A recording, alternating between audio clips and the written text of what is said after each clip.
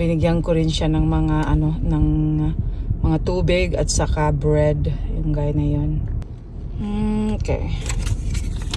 I guess I'm gonna give him $1 so he can just go and get him a drink or something. Hey! You got $1 so you can buy, you can get your ice or whatever, because you know those waters I gave you are not cold. So okay, all right. God bless. Okay, good. Kawawa naman kasi. Umingi siya ng tubig. Sumputin na lang, may mga tubig ako dun, tapos may mga bread pa ako, tapos butter.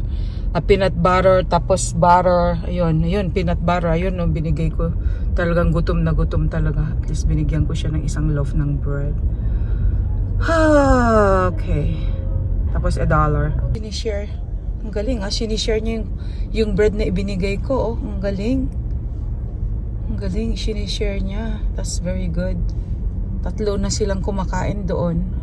O di, pa ako ng 3 tao, di ba? Akala ko sila yung kakain. Yun. Pinag-share na nila. Okay, uwi na ako. Yan, no? Ang galing. Pinagsalu-saluhan na nila.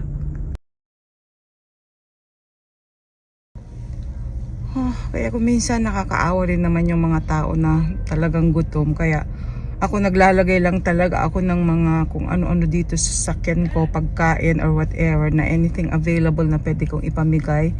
Ngayon, kung sakali man na kung ano yung mga sobra-sobra kong mga pagkain, ayun yung binibigay ko. Katulad kanina, ang dami akong bread, diba? So binigay ko, tapos meron din akong loaf bread right there, so binigyan ko.